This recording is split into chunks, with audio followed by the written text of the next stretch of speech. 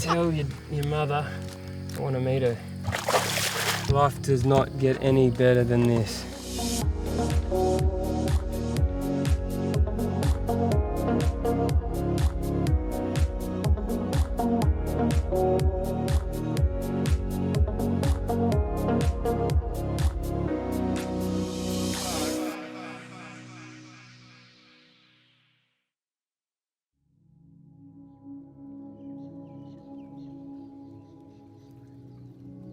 The Gangan Billabongs are a vast and dense freshwater ecosystem 100 kilometres inland from the Arnhem Land coast. During the wet season, these paperbark forests become flooded by one slow-moving body of water, covering huge amounts of surface area.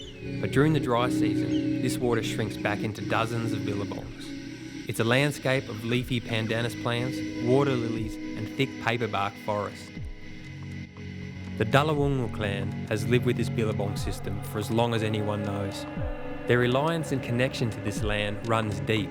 It gives them life and holds their spiritual ancestors. The density of wild animals in and around these billabongs is incredible, but there is one animal that Simo and I have got our sights on, Australia's most iconic fish, the barramundi. Barra are both a fresh and saltwater fish. They fight hard, grow big, and eat anything smaller than them that lives or falls into the water.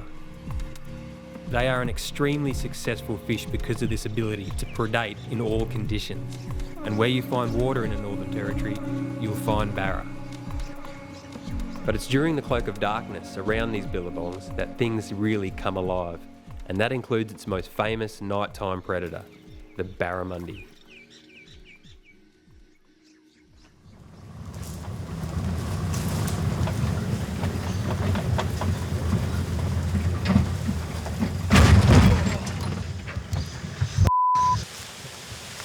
As what usually happens, the closer you get to a fishing spot, you drive a little bit faster, generally due to anticipation. And it wasn't too much of a sharp turn. I've collected a tree and we've got a mudguard back onto the tyre. Just going to have to lever it off or jack it from the tree there, Simo. Yes! Hold that jack for us more. There it is. We are back. Take two. We're on our way to find a clearing in the forest to launch our boat because we're going to be sleeping in the boat tonight while on the billabong because nighttime is the best time to catch barra, and it's also a really great way to immerse yourself in this kind of environment. You know, thousands of birds, big crocodiles, buffalo, snakes. You know, it's like being in Jurassic Park.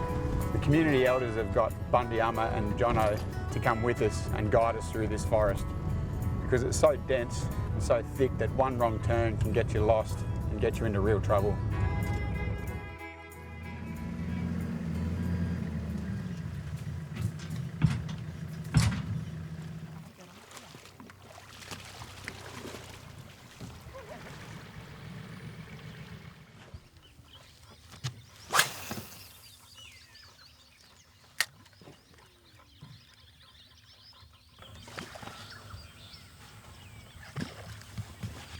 Oh, this gets me so excited.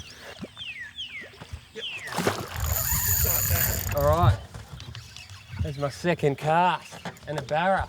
Uh-oh. Uh-oh. Oh, don't think it's going to be a big one. Hey! There we go. Oh, beauty. Oh, Beauty. that's our first. That's my second cast on this billabong. And that is a thick barra. I mean, we've been told rumours about this billabong here. This is as deepest, darkest Arnhem Land as you can get. And they said if you can get down to this special place and get permission to come into this particular billabong, it's full of fish like this. Incredible. But anyway, he is a beauty. And he's gonna go off. And I'll catch you another day, son. Yeah. They're big salties, eh? Yeah. Here we go. I feel very good about this one. So my lure is basically acting like an injured fish. A normal swimming fish would not behave like that. So the barra's obviously thinking, okay, this fish is in trouble. He's an easy meal. I'm going to come up behind him and buska. Now, lures and lures are getting more and more realistic. That scale pattern on top of that lure is incredible. Different angles. However, turn him underneath and he turns into a bit of a Terminator. He's got a whole lot of mechanics happening under there, but very natural on top. Morgs is on. Yes. Oh, it's a big one. You can talk about your mechanics later, mate. I've hooked the Terminator. Right. Holy swamp dog. Enough of that, come back to my lure. Oh, right on, Morgs. Look how fat he is.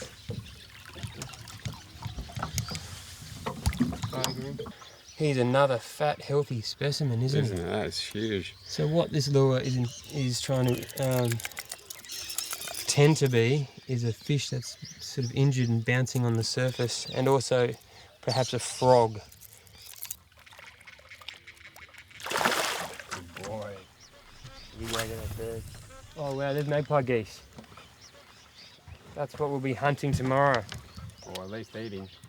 My favourite bush tucker, magpie geese. Sounds like the noise that a clown makes when you squeeze his nose. Years of evolution, they've developed that. So now we better find a place to anchor up, I think. It's getting dark.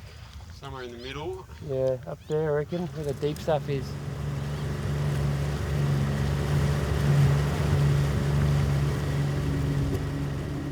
Something special happens when the sun goes down in a billabong like this.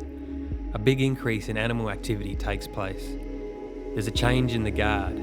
The animals that operate during the night emerge, and the daytime animals shift, find shelter or move elsewhere. Today's Aboriginal people still hold the knowledge that their ancestors have passed down about all the animals in these wetland areas. One of the animals that show themselves during this twilight period is the magpie geese, or gurumachi as they're known by the Aboriginal people. These birds and their eggs are at the top of the list in terms of bush tucker for the local yungal, and tomorrow a few local mates of ours had promised us the feed of the gurumachi. Press him up. Tarpon.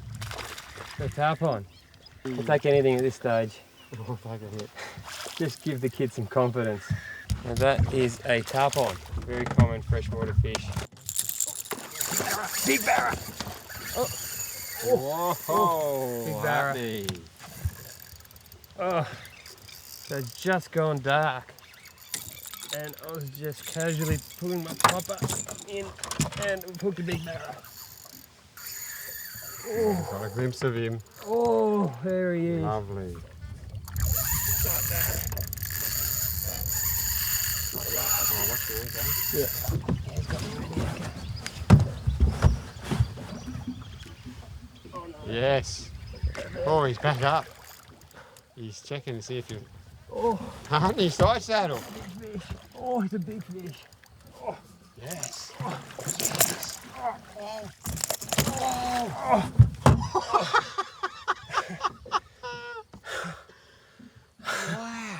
Heavy. Oh my god, that is a big fish. Oh, yeah. Whoa. Getting all light on him. Look this at that. Oh, he's popped that lure down there. Jeez. He has just been Wow. living. He's been living the good life. Look at that. Been sitting on the lounge for a long time eating ice cream. Show the girth of this guy. That is probably what's going to be most impressive about him. Look at that thickness of him. Oh. Anyway, Wow. this guy's huge. Morgs. Rock on. I love it. So their feeding method is they don't have any teeth, so they don't grip bait. They basically inhale fish. So he'll sneak up from behind a mullet, open his gob like that, and inhale litres and litres of water around that bait fish so it just gets sucked in. And the bait goes down the gullet there, and all that water he's sucked in goes out his gills. And that's what makes that boof sound.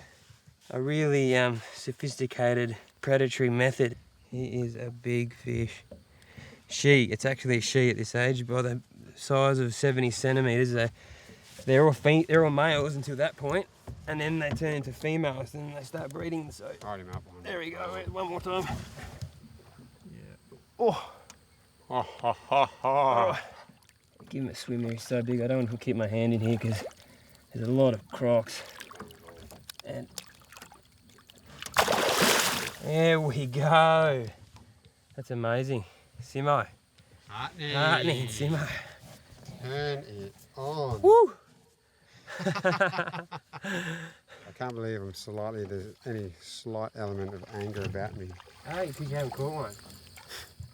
That's what it is, because Morgan, actually, I do understand why. Morgs has pulled out 4 horses, and I've pulled out a tarpon, a wide-eyed tarpon. Chin up, Right. buddy. Yep. It's just so fun because you just don't know. You're just casting out to pitch black, and all you can hear is just your lure just bloop along the surface. You don't know. You can't see anything. It's all audible. And then you hear this big boof, and then your line goes tight, and you can hear jumping out the back. And when you hear that boof, a rush of adrenaline just surges through your veins. It wouldn't be as big a rush as adrenaline as that though. Baked beans on a fried biscuit. Simo's going to comfort. Everyone gets their highs in different ways. Gone to Morgs comfort food. Morgs catches massive barra. I'll have some nice comfort food.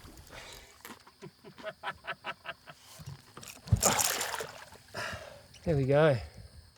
Another quality freshwater billabong Barra. Look at the spikes on him. Barramundi is the Aboriginal name for big scales, and you can see why. Really big chrome scales. Tell your mother I want to meet her. Oh man, life does not get any better than this. Life does not get any better than this. I wouldn't swap my life for anybody's at the moment. Simpson would. He'd swap it for mine.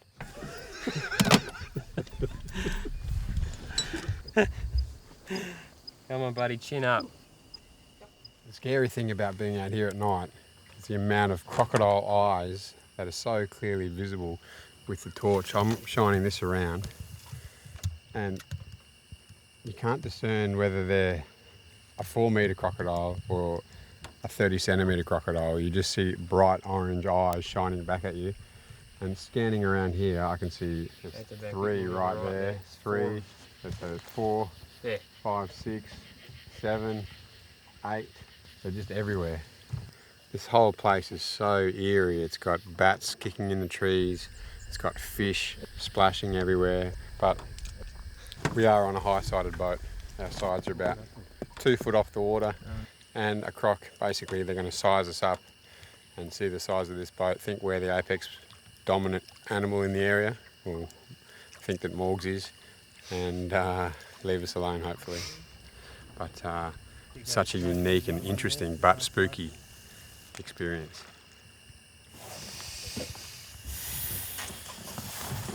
It's not exactly the Hilton, but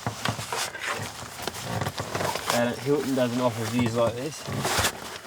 The Hilton doesn't offer beds that are impeded by spear guns at your feet.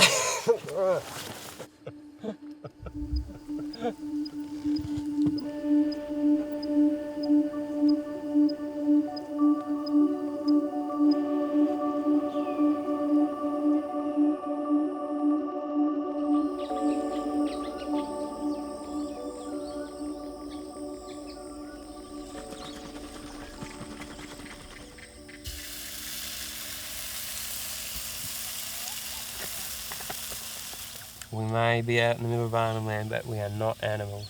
We're still having our pancakes. And I didn't understand, I didn't realise that having pancakes means that you're not an animal. That's right, it separates us from the apes. The ability to reason and pancakes. Yeah. Peaches, Simo? Yes, please. That is contemporary. Wow. Temporary. Interesting. Served on the top of a pot lid. That'll do.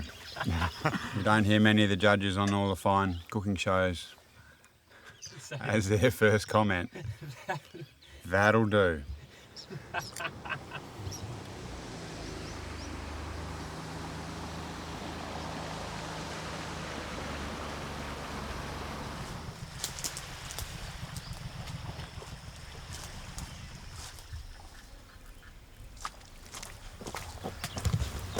Okay, this is the spot we said we were going to meet him.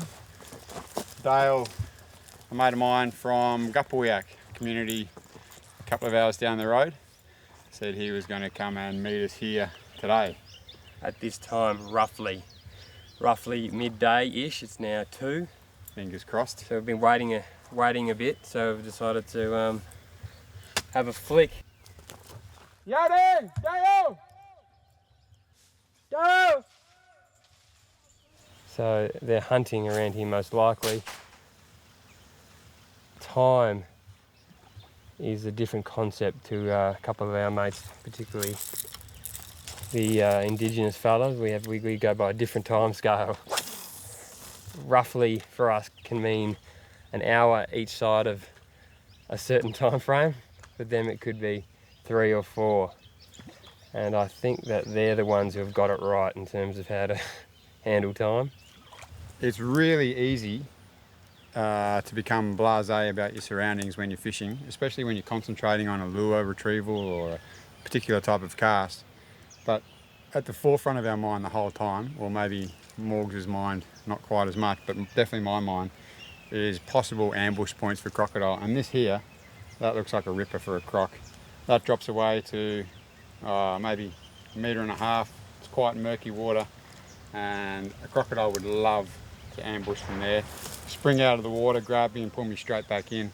So although it looks like we're fishing right on the water's edge, the only time we'll be doing that is when it's shallow in front of us and we can see a decent amount of distance to be confident that there's nothing there. But here, I'm not going to fish there.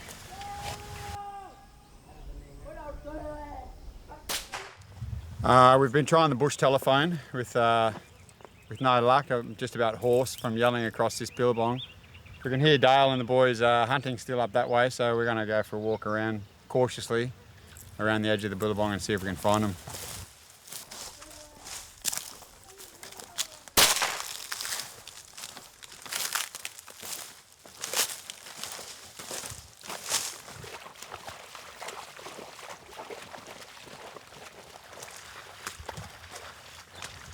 We're coming around, be careful, don't shoot this way.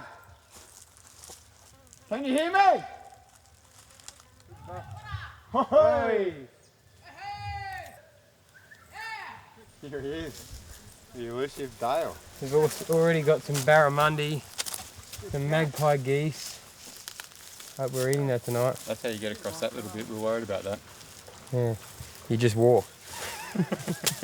So these birds are magpie geese, and that's what was flying overhead last night when we were fishing, and this is what we were going to hopefully eat tonight. We eat these tonight? Yeah. You beauty. Is that where you shoot them? Yep. Can you spear them too? You could, possibly. Well, that's the end of a second day here at Gangan, and it's just been mind-blowing how ancient this land feels and how pristine the whole environment is. You know, but that's just the special place about East Arnhem Land. It's been like this the whole time. It's a really unknown jewel of Australia, and we think the world. 4 days ago we were out on a pristine sand island 30 k's off the coast, and this afternoon we're listening to the birds next to a incredible little billabong. Gangan 1 is the name of this billabong. Basically we're an hour and a half drive from where we were yesterday, maybe 2.5 from Nhulunbuy. I can't wait to sit down and eat this magpie goose, and yeah, get ready for the next leg of our trip. Another little bonus is the boys this afternoon hunted a kangaroo. I mean, that may look pretty brutal, but that is really lovely tasting meat. Straight on the fire? Yeah. just then throw them on the fire, then pluck them? Yep, we'll pluck them. In the coals? Wait till the coals settle down, is that how we do it, or straight on fire? Oh, these ones can go on fire. Straight on fire? Yeah. Right, Yeah. can I put them on now? Yeah, sure. Just straight on top? Yep. Fried chicken. So you burn the Fur off. burn the fur off and then pluck it. Yeah, that's Okay. right. Next time. Takes a while to do this. That's right, we've got time. No hurry. Bungy, bungy. Wow, that's good, mate.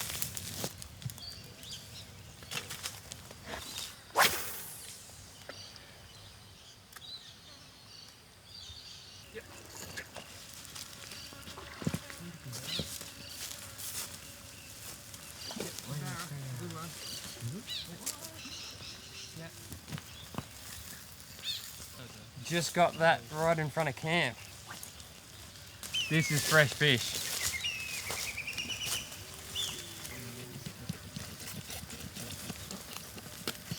Get his guts out. It's not a pretty procedure.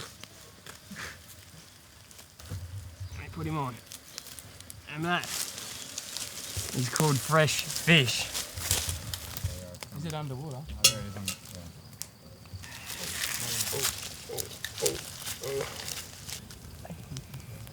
Yo boys, can we get some nata?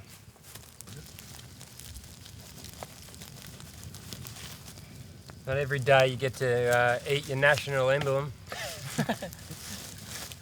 Rump area. Look at that. Oh.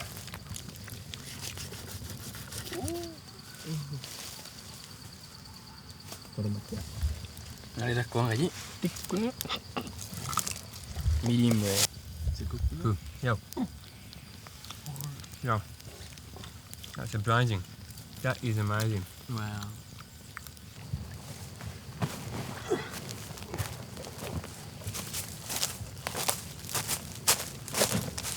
I'm sleeping in the boat tonight. Simo's going to be sleeping in the back of the tray because the amount of crocodiles we've seen and water buffalo we've seen, we are not keen on sleeping on the ground anywhere close to these billabongs. So 2 nights sleeping in the boat. First night was on the water, second night's on land. We'll see you in the salt water. If the magpie geese don't take revenge on us tonight.